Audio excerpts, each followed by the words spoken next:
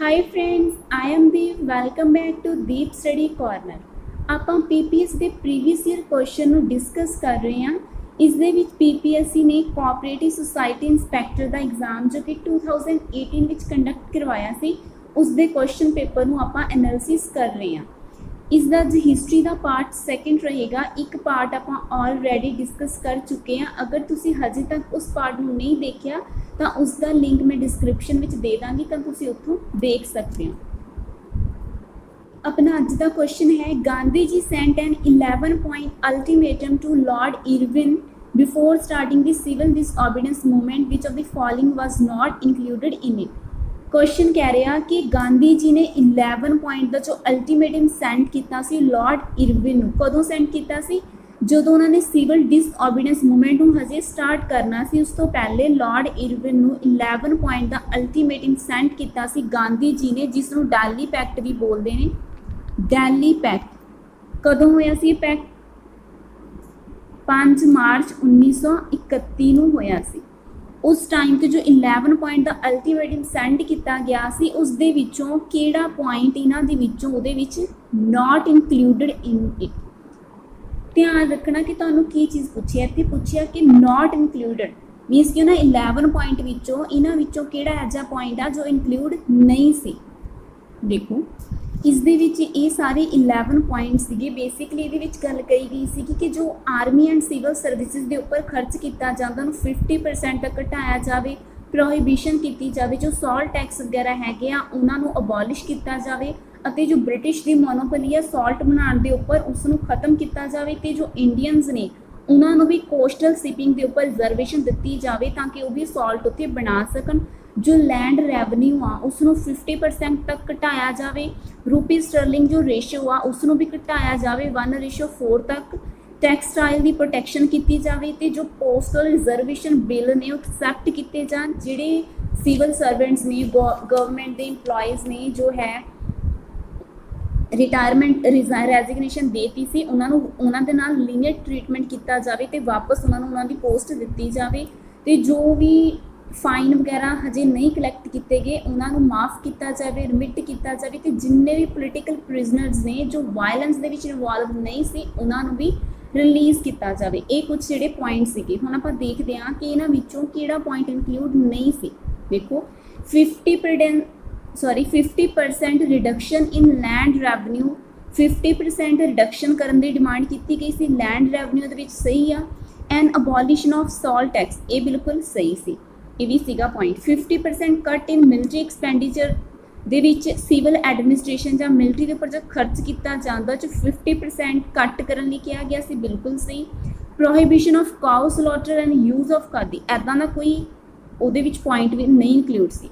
Release of all political prisoner बिल्कुल सही। तो ये अपना राइट ऑप्शन हो जाएगा ऑप्शन नंबर 3, क्योंकि cow slaughters and use of khadi बारे इस विच कोई गल नहीं की गई सी।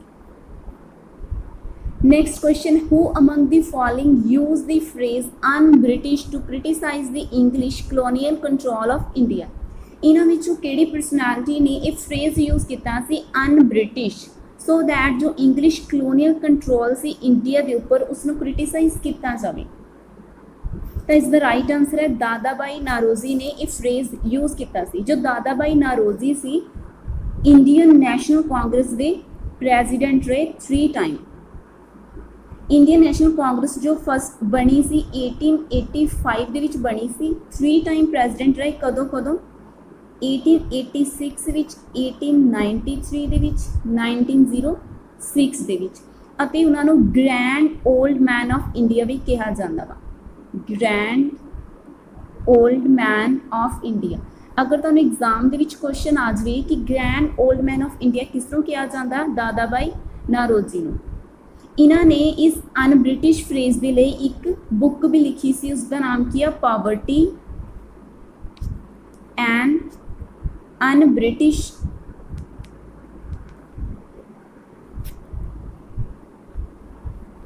पॉवर्टी एंड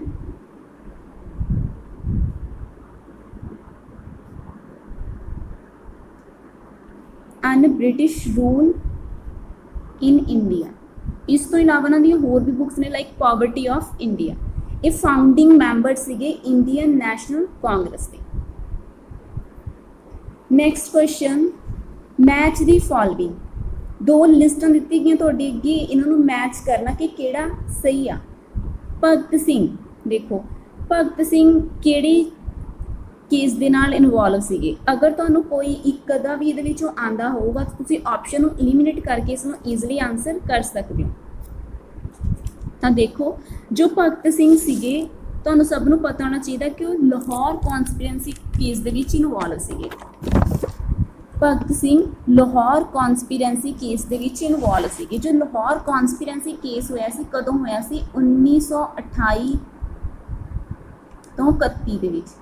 ਇਹਦੇ ਵਿੱਚ ਕੀ ਸੀ, ਜੋ ਜਦੋਂ ਸਾਈਮਨ ਕਮਿਸ਼ਨ ਆਇਆ ਸੀ ਤਾਂ ਉਸ ਦਾ ਪ੍ਰੋਟੈਸਟ ਕਰਨ ਲਈ ਜਦੋਂ ਲੋਕ ਇਕੱਠੇ ਹੋਏ ਸੀ ਤਾਂ ਜਿਹੜੇ ਸੀਗੇ ਇਹਦੇ ਵਿੱਚ ਲਾਲਾ ਲਾਜਪਤ ਰਾਏ ਦੇ ਉੱਪਰ ਲਾਠੀ ਚਾਰਜ ਕੀਤਾ ਗਿਆ ਸੀ ਤੇ ਜਿਹਦੇ ਵਿੱਚ ਫਿਰ ਉਹਨਾਂ ਦੀ ਡੈਥ ਵੀ ਹੋ ਗਈ ਸੀ। ਇਹ ਸਾਰੇ ਜਿਹੜੇ ਹੈਗੇ ਆ ਕਾਂਡ ਨੂੰ ਆਪਣੇ ਅੱਖੀਂ ਦੇਖਿਆ ਸੀ ਭਗਤ ਸਿੰਘ ਨੇ ਤੇ ਉਸ ਦਾ ਜਿਹੜਾ ਗੁੱਸਾ ਦੇ ਮਨ ਵਿੱਚ ਸੀ, ਇਸ ਲਈ ਉਹਨਾਂ ਨੇ ਬਦਲਾ ਲੈਣ ਦੇ ਲਈ ਜੋ ਪੁਲਿਸ ਦਾ ਚੀਫ ਸੀ ਜੇਮਸ ਸਕੌਟ, ਉਹਨਾਂ ਨੂੰ ਕਿਲ ਕਰਨਾ ਸੀ। ਬਟ ਉਸ ਟਾਈਮ ਤੇ ਸਕੌਟ ਨਹੀਂ ਸੀ ਤਾਂ ਉਹਨਾਂ ਨੇ ਜੋ ਬਾਈ ਮਿਸਟੇਕ ਕਿਹਨੂੰ ਮਾਰ ਦਿੱਤਾ ਸੀ? ਜੇਪੀ ਸੌਂਡਰਸ ਨੂੰ ਮਾਰ ਦਿੱਤਾ ਸੀਗਾ ਤੇ ਔਨ ਦੀ ਸਪੋਟ ਉਹਦੀ ਡੈਥ ਵੀ ਹੋ ਗਈ ਸੀ। ਤਾਂ ਲਾਹੌਰ ਕੌਂਸਪੀਰੈਂਸੀ ਕੇਸ ਵਿੱਚ ਸੀਗੇ ਭਗਤ ਸਿੰਘ। ਤਾਂ ਤੁਸੀਂ ਇੱਕ ਤੋਂ ਹੀ ਦੇਖੋ ਕਿ ਏ ਆਪਣਾ 4 ਦੇ ਨਾਲ ਜਾ ਰਿਹਾ। ਦੇਖੋ ਏ ਦਾ ਆਨਸਰ 4 ਦੇ ਨਾਲ, ਤਾਂ ਆ ਆਪਸ਼ਨ ਤਾਂ ਬਿਲਕੁਲ ਨਹੀਂ ਹੋਊਗਾ, ਬੀ ਵੀ ਨਹੀਂ ਹੋਊਗਾ। ਤੇ ਏ ਜਿਹੜਾ 1 ਤੇ 4 ਦਾ ਰਿਲੇਸ਼ਨ ਦੋ ਆਪਸ਼ਨਸ ਦੇ ਵਿੱਚ ਆ। ਦੇਖੋ ਆਪਸ਼ਨ ਤੁਸੀਂ ਕਿਸ ਤਰੀਕੇ ਨਾਲ ਐਲੀਮੀਨੇਟ ਕਰ ਸਕਦੇ ਹੋ। ਤਾਂ ਇਹਨਾਂ ਵਿੱਚੋਂ ਇੱਕ ਤਾਂ ਪੱਕਾ ਹੀ ਸਹੀ ਹੋਊਗਾ। ਦੇਖੋ ਦੋਨਾਂ ਵਿੱਚ 4 ਆ ਰਿਹਾ, ਦੋਨਾਂ ਵਿੱਚ 1 ਆ ਰਿਹਾ, ਤਾਂ ਇਹਦਾ ਮਤਲਬ ਕੀ ਆ ਕਿ 1 ਤਾਂ ਪੱਕਾ ਹੀ ਹੋਊਗਾ ਨਾ। ਡੀ ਤੇ 1 ਜੋ ਸੂਰਿਆ ਸੇਨ ਆ ਉਹ 1 ਦੇ ਨਾਲ ਹੋਊਗਾ। ਜੋ ਸੂਰਿਆ ਸੇਨ ਕਿਹੜੇ ਕੇਸ ਦੇ ਨਾਲ ਸੀਗੇ? ਚਿਟਾਗਾਂਵ ਆਰਮਰੀ ਰੇਡ। ਜਿਹੜੀ ਚਿਟਾਗਾਂਵ ਆਰਮਰੀ ਰੇਡ ਆ ਇਹ ਕਦੋਂ ਹੋਈ ਸੀ? 18 ਅਪ੍ਰੈਲ 1930 ਦੇ ਵਿੱਚ। ਇਹਦੇ ਮੇਨ ਲੀਡਰ ਕੌਣ ਸੀਗੇ? ਸੂਰਿਆ ਸੇਨ। ਇਹਦੇ ਵਿੱਚ ਉਹਨਾਂ ਨੇ ਡਿਸਾਈਡ ਕੀਤਾ ਸੀ ਕਿ ਜੋ ਪੁਲਿਸ ਆਰਮਰੀ ਆ ਤੇ ਉਹਨਾਂ ਦੀ ਜੋ ਸਹਾਇਕ ਆਗਜ਼ਿਲਰੀ ਫੋਰਸ ਹੈ ਚਿਟਾਗਾਂਵ ਦੇ ਵਿੱਚ, ਉਸ ਨੂੰ ਕੀ ਕਰਨਾ? ਰੇਡ ਕਰਨਾ ਇਹਨਾਂ ਦਾ ਜਿਹੜਾ ਸੀਗਾ ਮੇਨ ਮੋਟਿਵ ਸੀਗਾ। ਠੀਕ ਆ, ਤੇ ਇਹਦੇ ਮੇਨ ਲੀਡਰ ਕੌਣ ਸੀਗੇ? ਸੂਰਿਆ ਸੇਨ ਸੀ। ਕਦੋਂ ਹੋਇਆ ਸੀ ਇੰਸੀਡੈਂਟ? 18 ਅਪ੍ਰੈਲ 1903। ਤਾਂ ਦੇਖੋ ਆਪਣਾ ਇਹ ਤੋਂ ਤਾਂ ਈਜ਼ੀਲੀ ਪਤਾ ਲੱਗ ਗਿਆ ਕਿ ਆਪਣੇ ਡੀ ਆਪਸ਼ਨ ਜਾਊਗਾ 1 ਦੇ ਨਾਲ। ਉਸ ਤੋਂ ਇਲਾਵਾ ਜੋ ਰਾਮ ਪ੍ਰਸਾਦ ਬਿਸਮਿਲ ਨੇ ਕਿਹੜੇ ਕੇਸ ਦੇ ਨਾਲ ਨੇ? ਇਸ ਦਾ ਆਨਸਰ ਆਊਗਾ ਜੋ ਰਾਮ ਪ੍ਰਸਾਦ ਬਿਸਮਿਲ ਨੇ ਕਾਕੋਰੀ ਕੌਂਸਪੀਰੈਂਸੀ ਕੇਸ ਦੇ ਵਿੱਚ ਇਨਵੋਲਵ ਸੀ। ਕਾਕੋਰੀ ਕੌਂਸਪੀਰੈਂਸ ਕੇਸ ਵਿੱਚ ਇਨਵੋਲਵ ਸੀਗੇ ਰਾਮ ਪ੍ਰਸਾਦ ਬਿਸਮਿਲ। ਇਹ ਕੇਸ ਕਦੋਂ ਹੋਇਆ ਸੀ? 9 ਅਗਸਤ 1925 ਨੂੰ।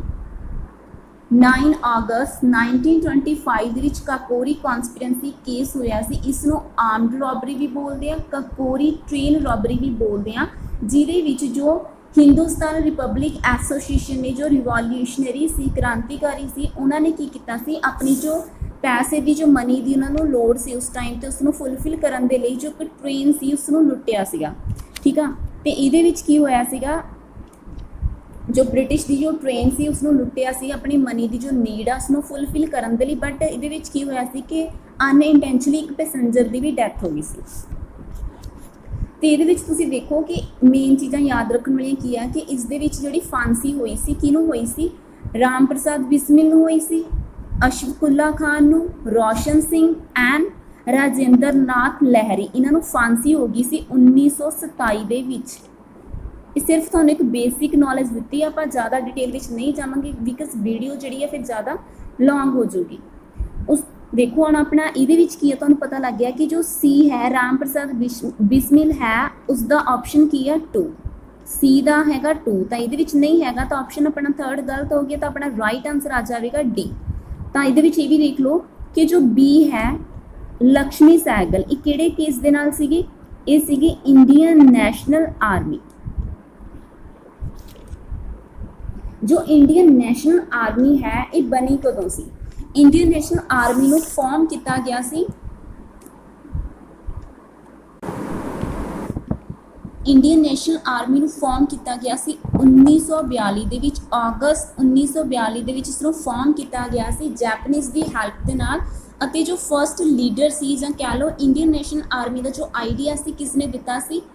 ਮੋਹਨ ਸਿੰਘ ਨੇ, ਕੈਪਟਨ ਮੋਹਨ ਸਿੰਘ ਨੇ ਫਸਟ ਫੇਜ਼ ਦੇ ਵਿੱਚ ਇਸ ਨੂੰ ਲਾਂਚ ਕੀਤਾ ਸੀ। ਸੈਕਿੰਡ ਫੇਜ਼ ਦੇ ਵਿੱਚ ਆਏ ਸੀ ਸੁਭਾਸ਼ ਚੰਦਰ ਬੋਸ, ਜਿਨ੍ਹਾਂ ਨੂੰ ਐਸਸੀ ਬੋਸ ਕਹਿੰਦੇ ਆ, ਉਹਨਾਂ ਨੇ ਇਸ ਨੂੰ ਸਿੰਗਾਪੁਰ ਦੇ ਵਿੱਚ ਇਨੀਸ਼ੀਏਟ ਕੀਤਾ ਸੀ। ਤਾਂ ਆਪਣੇ ਤੇ ਰਾਈਟ ਆਂਸਰ ਹੋ ਜਾਵੇਗਾ option number D. Which of the following pair is are correctly match, ਇਸ ਦੇ ਵਿੱਚੋਂ ਕਿਹੜੀ ਪੇਅਰ ਹੈ ਜੋ ਕਰੈਕਟਲੀ ਮੈਚ ਹੋ ਰਹੀ ਹੈ, ਕਰੈਕਟਲੀ ਮੈਚ ਹੋ ਰਹੀ ਹੈ। ਧਿਆਨ ਰੱਖੋ ਕੀ ਪੁੱਛਿਆ। ਸੁਰਿੰਦਰ ਨਾਥ ਬੈਨਰਜੀ, ਕਿ ਜੋ ਸੁਰਿੰਦਰ ਨਾਥ ਬੈਨਰਜੀ ਸੀ ਹੋਮ ਰੂਲ ਮੂਵਮੈਂਟ ਦੇ ਨਾਲ ਐਸੋਸੀਏਟਡ ਸੀਗੇ? ਨਹੀਂ, ਬਿਲਕੁਲ ਗਲਤ ਹੋ ਜਾਊਗੀ, ਬਿਕਾਜ਼ ਜੋ ਹੋਮ ਰੂਲ ਮੂਵਮੈਂਟ ਹੈ ਉਹ 1916 ਦੇ ਵਿੱਚ ਆਈ ਸੀ ਸੈਲਫ ਗਵਰਨਮੈਂਟ ਦੇ ਲਈ, ਸੈਲਫ ਗਵਰਨਮੈਂਟ ਲਈ, ਤੇ ਲੋਕਾਂ ਨੂੰ ਪੋਲੀਟੀਕਲੀ ਅਵੇਅਰ ਕਰਨ ਦੇ ਲਈ ਕਿ ਬ੍ਰਿਟਿਸ਼ ਗਵਰਨਮੈਂਟ ਤੁਸੀਂ ਕਿਸੇ ਵੀ ਤਰੀਕੇ ਨਾਲ ਦਬਣਾ ਨਹੀਂ ਹੈਗਾ, ਤੁਸੀਂ ਆਪਣੇ ਹੱਕਾਂ ਨੂੰ ਪਹਿਚਾਣੋ, ਆਪਾਂ ਆਪਣੀ ਸੈਲਫ ਗਵਰਨਮੈਂਟ ਦੇ ਲਈ ਅੱਗੇ ਵਧਣਾ। ਇਸ ਨੂੰ ਇਨੀਸ਼ੀਏਟ ਕੀਤਾ ਸੀ ਬਾਲ ਗੰਗਾਧਰ ਤਿਲਕ ਨੇ, ਬੀਜੀ ਤਿਲਕ ਨੇ ਐਂਡ ਐਨੀ ਬੈਸੈਂਟ ਨੇ, ਐਨੀ ਬੈਸੈਂਟ ਨੇ, ਐਨੀ ਬੈਸੈਂਟ ਨੇ ਇਸ ਨੂੰ ਮਦਰਾਸ ਵਿੱਚ ਐਂਡ ਬਾਲ ਗੰਗਾਧਰ ਤਿਲਕ ਨੇ ਇਸ ਨੂੰ ਬੈਲਗਾਉਂ ਦੇ ਵਿੱਚ ਕੀ ਕੀਤਾ ਸੀ, ਸਟਾਰਟ ਕੀਤਾ ਸੀ ਇਸ ਮੂਵਮੈਂਟ ਨੂੰ। ਤਾਂ ਪਹਿਲਾ ਆਪਸ਼ਨ ਆਪਣਾ ਹੋ ਗਿਆ ਗਲਤ। ਦੇਖੋ ਆਪਾਂ ਨੂੰ ਕਰੈਕਟ ਕੋਡ ਪੁੱਛਣ ਲਈ ਕਿਹਾ ਵਾ, ਪਹਿਲਾ ਆਪਸ਼ਨ ਗਲਤ ਆ, ਦੈਟ ਮੀਨ ਆਪਣਾ ਏ ਆਪਸ਼ਨ ਦਾ ਐਲੀਮੀਨੇਟ ਹੋ ਗਿਆ। ਉਸ ਤੋਂ ਬਾਅਦ ਦੇਖੋ ਲਾਲਾ ਹਰਦਿਆਲ, ਕਿ ਲਾਲਾ ਹਰਦਿਆਲ ਨੇ ਆਰਗੇਨਾਈਜ਼ ਕੀਤੀ ਸੀ ਇੰਡੀਅਨ ਆਰਮੀ ਯੂਰਪ ਦੇ ਵਿੱਚ ਇੰਡੀਅਨ ਫਰੀडम ਦੇ ਲਈ? ਨਹੀਂ, ਕਿਉਂਕਿ ਇੰਡੀਅਨ ਆਰਮੀ ਆਪਣੀ ਅਲੱਗ ਤੋਂ ਇਸ ਲਈ ਬਣਾਈ ਗਈ ਸੀ ਸੋ ਦੈਟ ਜੋ ਹੈ ਬ੍ਰਿਟਿਸ਼ ਦੀ ਪਕੜ ਵਿੱਚੋਂ ਇੰਡੀਆ ਨੂੰ ਫ੍ਰੀ ਕੀਤਾ ਜਾ ਸਕੇ, ਇੰਡੀਆ ਨੂੰ ਆਜ਼ਾਦ ਕਰਵਾਇਆ ਜਾ ਸਕੇ। ਇਹਦੇ ਵਿੱਚ ਜਿਹੜੇ ਸੀਗੇ ਇਨਵੋਲਵ ਸੀਗੇ ਲਾਲਾ ਹਰਦਿਆਲ ਨਹੀਂ ਸੀ, ਲਾਲਾ ਹਰਦਿਆਲ ਤਾਂ ਗਦਰ ਮੂਵਮੈਂਟ ਨਾਲ ਐਸੋਸੀਏਟਡ ਸੀ। ਇਹਦੇ ਵਿੱਚ ਸੀ ਰਾਸ ਬਿਹਾਰੀ ਬੋਸ, ਰਾਸ ਬਿਹਾਰੀ ਬੋਸ। ਆਪਣਾ ਸੈਕਿੰਡ ਆਪਸ਼ਨ ਵੀ ਕੀ ਹੋ ਗਿਆ ਗਲਤ। ਅਗਰ ਆਪਣਾ ਸੈਕਿੰਡ ਆਪਸ਼ਨ ਗਲਤ ਹੋ ਗਿਆ ਤਾਂ ਆਪਣਾ ਬੀ ਵੀ ਗਿਆ ਇੱਧਰੋਂ।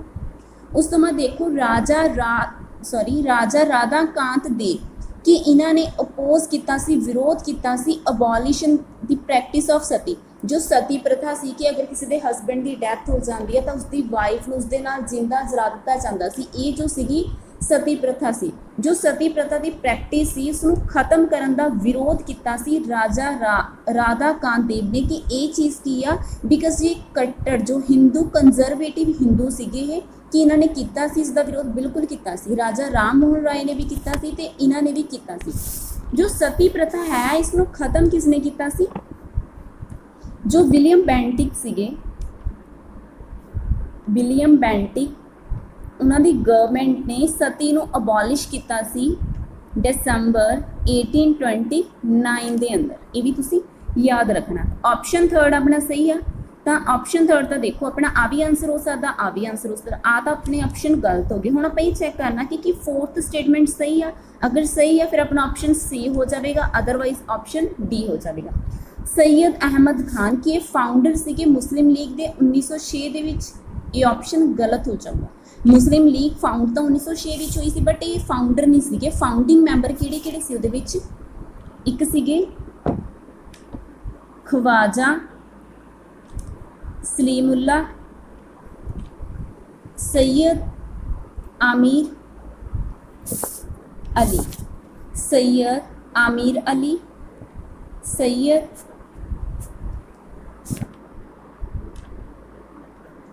नबीउल्ला, Khan Bahadur Ghulam and Mustafa Chaudhary.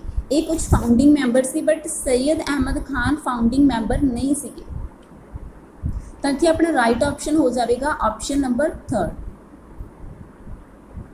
Next question, consider the following statements. ਇਹਨਾਂ ਵਿੱਚੋਂ ਤੁਸੀਂ ਦੱਸਣਾ ਕਿ ਕਿਹੜੀ ਸਟੇਟਮੈਂਟ ਬਿਲਕੁਲ ਕਰੈਕਟ ਹੈ, ਸਹੀ ਹੈ। ਲॉर्ड ਮਾਊਂਟਬੇਟਨ ਵਾਸ ਦੀ ਵਾਇਸਰॉय ਵੈਨ ਸ਼ਿਮਲਾ ਕਾਨਫਰੰਸ ਟੁਕ ਪਲੇਸ। ਜਦੋਂ ਸ਼ਿਮਲਾ ਕਾਨਫਰੰਸ ਹੋਈ ਸੀ ਕਿ ਜੋ ਲॉर्ड ਮਾਊਂਟਬੇਟਨ ਸੀ ਉਸ ਟਾਈਮ ਤੇ ਵਾਇਸਰॉय ਸੀ? ਬਿਲਕੁਲ ਗਲਤ। ਸ਼ਿਮਲਾ ਕਾਨਫਰੰਸ ਨੂੰ ਵੈਬਲ ਪਲਾਨ ਵੀ ਬੋਲਦੇ ਆ। ਵੈਬਲ ਪਲਾਨ ਜੋ ਕਦੋਂ ਆਇਆ ਸੀ? ਜੂਨ 1945 ਦੇ ਵਿੱਚ। ਇਹ ਸ਼ਿਮਲੇ ਵਿੱਚ ਇੱਕ ਕਾਨਫਰੰਸ ਕੀਤੀ ਗਈ ਸੀ ਜਿਸ ਨੂੰ ਵੈਬਲ ਪਲਾਨ ਵੀ ਕਹਿੰਦੇ ਆ, ਸ਼ਿਮਲਾ ਕਾਨਫਰੰਸ ਵੀ ਕਹਿੰਦੇ ਆ। ਉਸ ਟਾਈਮ ਦੇ ਜੋ ਸੀਗੇ ਲॉर्ड ਵੈਬਲ ਸੀ ਉਹ ਵਾਇਸਰॉय ਸੀਗੇ। ਕੌਣ ਸੀਗੇ? ਲॉर्ड ਵੈਬਲ ਵਾਇਸਰॉय ਸੀ, ਨਾ ਕਿ ਮਾਊਂਟਬੇਟਨ। सेकंड देखो अपना फर्स्ट क्वेश्चन आ पहला पॉइंट अपना बिल्कुल गलत हो गया, पहला गलत हो गया तो ए स्टेटमेंट भी गई, नीदर वाला ऑप्शन भी गया, सॉरी अपना सी वाला ऑप्शन जाऊगा। देखो फर्स्ट स्टेटमेंट रॉन्ग होगी एंड अपना बोथ वाला ऑप्शन भी गया। हुण आप सैकेंड स्टेटमेंट चेक करनी, अगर सैकेंड स्टेटमेंट गलत हो जाऊगी तो अपना डी ऑप्शन चले जाएगा, अदरवाइज अपना बी ऑप्शन सही हो जाएगा। Indian navy revolt 1946 took place when the Indian sailor in the Royal Indian Navy at Bombay and Karachi rose against the government। कि जो इंडियन नेवी की जो म्यूटनी हुई सी, रिवॉल्ट होया सी 1946 विच होया सी, जदों जो इंडियन सेलर सीगे रॉयल इंडियन नेवी दे विच किते होया सी इंसिडेंट, बॉम्बे एंड कराची दे विच होया सी गवर्नमेंट दे अगेंस्ट। ये स्टेटमेंट बिल्कुल सही हैगी। जो म्यूटनी हुई सी 1946 विच हुई सी, इसनों इंडियन नैवल रेटिंग की म्यूटनी भी बोलते हैं। की बोलते हैं इसनों? Mutiny of Indian naval rating. Rating की चीज़ है जिमें एक हायर अथॉरिटी होंगी आ, ऑफिसर होंगे, उस तो नीचे वाला जो लैवल होंगे डेजिग्नेशन होंगी है, उसनों रेटिंग बोलते हैं, उसनों सेलर बोलते हैं। ये म्यूटनी 1946 विच होई सी। ये कित्थे कित्थे होई सी? बॉम्बे दे विच तां होई सीगी, देखो बॉम्बे च भी होई सी, कराची च भी होई सी, उस तो इलावा होई सी कैलकटा एंड कोचीन दे अंदर भी।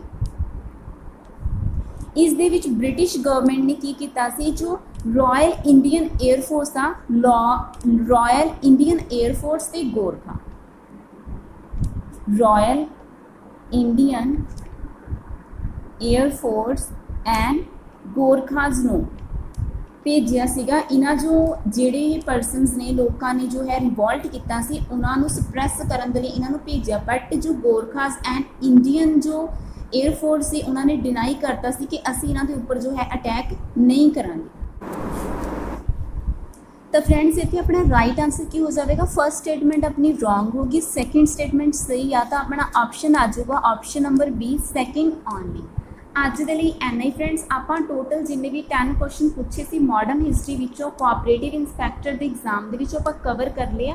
होप कर दी कि तुहानूं अज दी वीडियो अच्छी लगी होगी। अगर अच्छी लगी तो इसे लाइक करना, शेयर करना एंड चैनल को सबसक्राइब कर देना। मिलते हैं नैक्सट वीडियो के अंदर। Thanks for watching.